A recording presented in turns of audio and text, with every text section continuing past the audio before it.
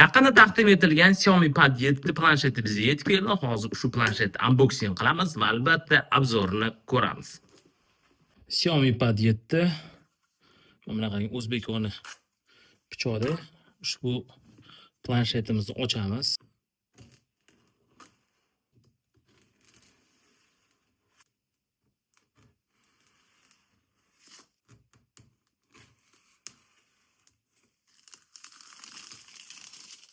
Xiaomi Pad 7 8128 GB versiyasi UzGadget Shop orqali xarid qilsangiz bo'ladi. Telegram, Instagram kanallari bor.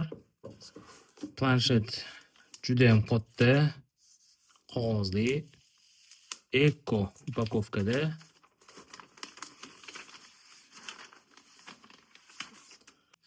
Mana bu sariq nakleykachasi ko'rasizlar. Bu yerda kontaktlari bor. Bu aynan chexolga ulab bog'lanib ishlatish imkonini beradigan kontaktlari. Komplektini ko'rsak bo'ladi. Xiaomi hali hamki, yaxshiyamki bu demak hujjatlari, quvvatlash moslamasi, kabellarni sotdi, lekin Xiaomi'ni aynan Yevropa bozori uchun chiqazayotgan versiyasida quvvatlash moslamasi va kabeli chiqmayapti, aynan Yevropa bozori uchun. Qo'limdagi Xiaomi Pad 7 8128 GB versiyasi bunaqangi chiroyli dizaynda. Kamerasi Xiaomi 10 smartfonni eslatadi. Ramkalari alyumindan, haqiqiy puliga yarasha bo'lgan planshet. Nech pul desanglar $320 8128 GB versiyasi boshlanadi. Bu narxga bunaqangi texnik ko'rsatkichga ega bo'lgan planshet olish hozirgi paytda qiyin. To'g'ri, siz qanaqadir boshqa bir Poco deysizmi, Redmi deysizmi, shunaqangi planshet olsa bo'ladi deysiz. Lekin bunga yetmaydi. Sababi tashqi o'lchamlari 251 ga 173 va 62 mm qalinligi, og'irligi 500 gram. Oldi shisha, orqasi va ramkalari alyumin bilan jihozlangan. Tepasida Dolby Vision Atmos, ya'ni dinamiklari Dolby Vision Atmos bilan birgalikda ishlangan. Ovoz boshqarish tugmasi o'ng tomonda, tepasida o'chirib yoqish tugmasi. Juda minimal, Type-C razyomli, magnit orqali stilusni ulash va shu bilan birgalikda magnit orqali o'zining chexollari bor, chexollarni ham bemalol ulab ishlatsa bo'ladi. 11.2 dyuymli katta displeyga ega. Ramkalar sezilarli, ya'ni minimal ramkaga ega emas. Sababi yon tarafida oldi kamerasi joylashganligi uchun mana shu kamerani chiroyli qilib bekitish uchun mana shunaqangi ramka ishlatgan bo'lishi mumkin. Va ikkinchi sababi ushbu displey IPS 144 Hz displey yangilash tezligiga ega. 2136 ga 3200 piksellar soniga ega. Bir dyuymga piksellar soni 344 ppi tashkil qiladi. HDR10, Dolby Vision hammasi bor. Maksimal yorug'lik 8 nit. Lekin ko'chada ishlatayotganingiz yorug'ligi ozgina yetishmaydi. Planshetda yuragi haqida gapirayin deyishingiz mumkin. Bunda yurak emas, balki miyasida Snapdragon 7 Plus Gen 3 hozirgi paytda juda ham yaxshi, ya'ni o'rta narxli smartfonlar uchun yaxshi bo'lgan protsessor bilan jihozlangan.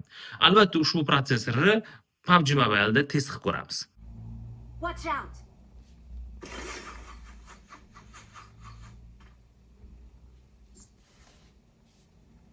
Ko'taring.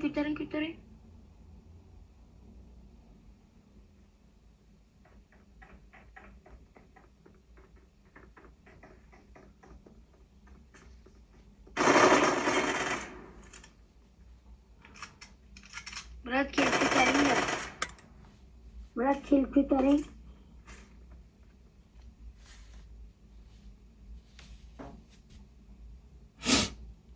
Önce uçta böyle hiç kim koymadı.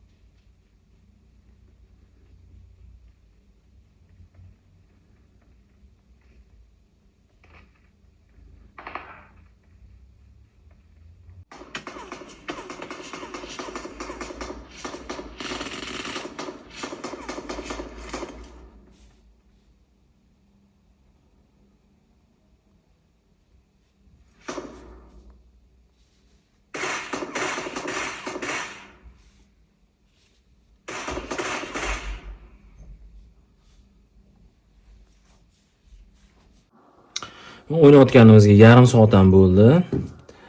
Demak, nastroykasiga kiradigan bo'lsak, grafikasiga 60 ko'rsatyapti. Bu yoqda ham mana o'zini maxsus game turbo rejimida ham 60 ko'rsatyapti. Lekin bu yoqda performansga qo'yadigan bo'lsak, ya'ni maksimal kuchini tortib beradigan bo'lsa, 90 FPS tortyapti va o'ynash jarayonida ham qanaqadir miqdorda his qilsa bo'ladi. Yarim soat o'ynadik. 100% dan mana 96%, ya'ni 4% yarim soatda o'sha maksimal 90 FPS qilib o'ynaganimizda 4% quvvat ketdi. Ya'ni PUBG Mobile'da o'ynaganimizda natija yomon emas. Sababi qanaqadir miqdorda o'sha IPS displey bo'lgani uchun va albatta protsessori va boshqa jihatlari ham yaxshi sozlangani uchun bo'lishi ham mumkin. Natija ko'rib turibsizlar, yomon emas. Planshetga kamera nima keragi bor deyishingiz mumkin. Yo'q, bu planshetda kamerasi bor va asosiy kamerasi 13, oldi kamerasi esa 8 megapiksel. Hozir foto videolarni ko'rib chiqamiz. Imkoniyatlarni ko'rsak bo'ladi. Hozir videoda mana Full HD maksimal 60 FPS da, 4K da 30 FPS da olish imkoniga ega. Suratlar uchun 13 megapiksellik kamerasi. Yaqinlashtiramiz. Juda ham yaxshi. Avtofokusi ham yomon emas. Ya'ni asosan planshetimiz bilasizlar, turli xil hujjatlar, biron bir ma'lumotlarni suratga olish uchun ishlatiladi. Tiniq, yaxshi, albatta, yorug'lik ham yaxshi joyida. Portret rejimida undan tashqari yana bir nechta rejimlarda ikkitali video qilsa bo'ladi. Ya'ni o'zingiz mashhur demak yozuvlaringizni qo'shib qo'ysangiz bo'ladi. Turli xil mana shunaqangi funksiyalarga ega.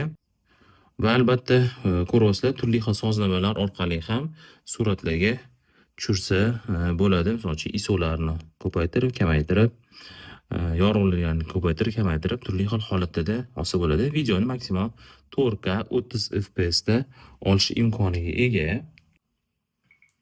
Mana bu oldi kamerasiga Full HD 30 FPS da video olamiz.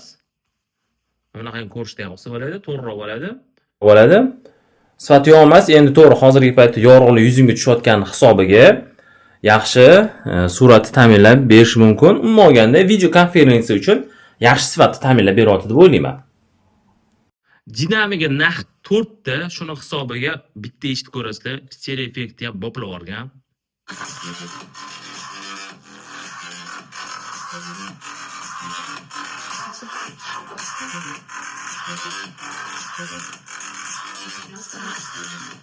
Ya'ni o'yin o'ynayotganingizda yo biron bir ushlab turgan holatingizda ham bekitib qo'ysangiz ham dinamikidan tovush chiqish to'xtamaydi, ya'ni pasayishi unchalik sezilmaydi. Sifati, balandligi hammasi yuqori darajada deb o'ylayman. Albatta sizlar ham yana bir marta eshitib ko'ringlar.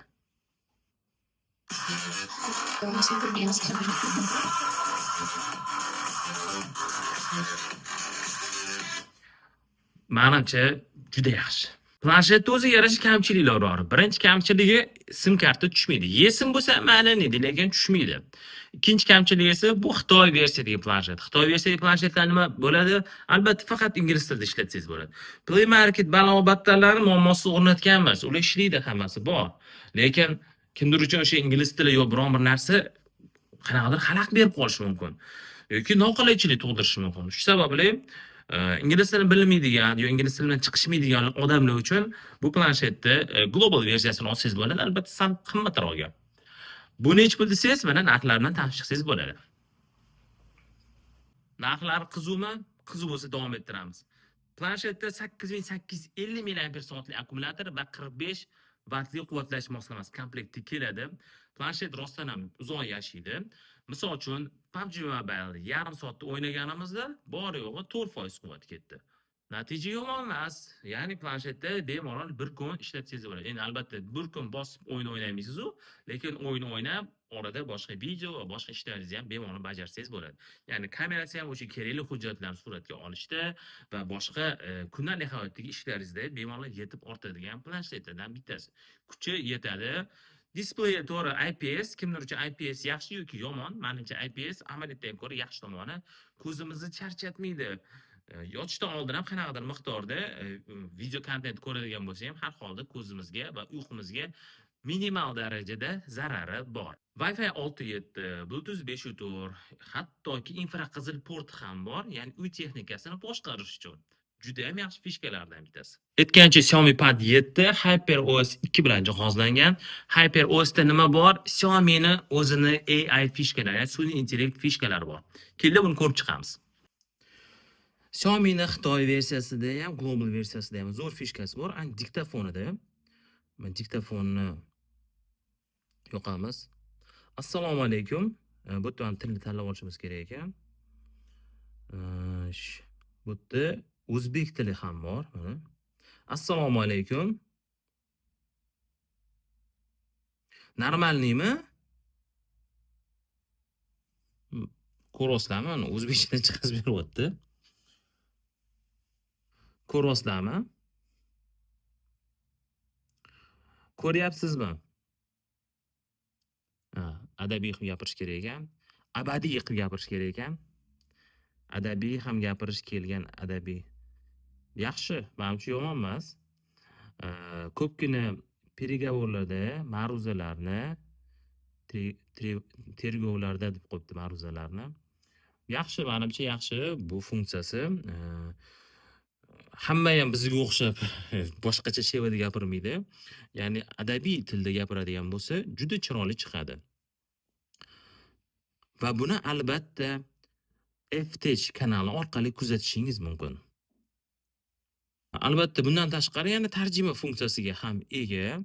Aytaylik, ovozli tarjima qilish, lekin bu yerda o'zbek tili yo'q ekan. Bu diktofonda o'zbek tilini bilyotdi. Bunda yo'q ekan. Mana rus tilida gapirsa bo'ladi, lekin juda murakkab so'zlarni ham yaxshi tarjima qilyapti. Misol uchun. Добрый день, хотел уточнить у вас, есть ли оборудование ионообразователь? 下午好，我想澄清一下，你是否有 ионообразователь. Ионообразователь. Mana endi to'g'ri tarjima qildim. 离子形成剂？ Juda texnik, juda murakkab so'z edi, lekin to'g'ri tarjima qildim. Ozgina demak terminlarni, texnik terminlarni gapirayotganimizda pauza ushlab turib bitta tarjima qilsak, to'g'ri tarjima qilyapti. Tan olish kerak. Mana shu funksiyasi yaxshi sozlangan. Albatta buni Google dan ko'chirgan bo'lishi mumkin, ChatGPT dan olishgan bo'lishi mumkin ko'pgina ma'lumotlarni, lekin umuman olganda shu tarjima funksiyasi yaxshi ishlayapti. Faqat o'zbek tili yo'q. Diktofonda bo'lsa o'zbek tili bor, ya'ni matnni o'zbek tiliga o'zgartiradi. Bu nimaga kerak degan savol tug'iladi. Aytaylik, leksiyalarda o'tirishingiz mumkin, o'zbekcha ustozlar bilasizlar, juda toza adabiy tilda gapiradi. Ana o'sha holatda bitta diktofon yoqib qo'yib turib, hamma gapirgan gapini 90%ni matn ko'rinishidagi sizga qo'yib beradi. Bu menimcha yaxshi narsa. Assalomu alaykum. Bu albatta yana turli xil boshqa funksiyalar ham bor, lekin aynan mana shu murakkab bo'lgan funksiyalardan biri menga ko'proq yoqadi. Umuman olganda ishlatilgan materiallari, displeyi ham men uchun yaxshi va albatta protsessor ham kundalik hayotda o'yin o'ynamasdan ishlatadigan bo'lsa, mashina yetib ortadigan planshetlardan bittasi. Narxi sal qimmatroq, $320, agar $300, $290 bo'lganda juda ishkalat bo'ladi. To'g'ri, Xitoydagi narxi arzonroq, $300 dan arzonroq, lekin buni turli xil xarajatlar bilan O'zbekiston olib kelgani uchun $320 ga aylanyapti. Nima deb o'ylaysizlar? $320 ga bundan yaxshiroq planshet bormi? Aynan mana shu narxda. Agar kimdir biladigan bo'lsa, komment yozib qoldiringlar. Aytgancha kanalga obuna bo'lish esingizdan chiqmasin. Bundan ham zo'r videoni o'tkazib olmaysizlar shunda.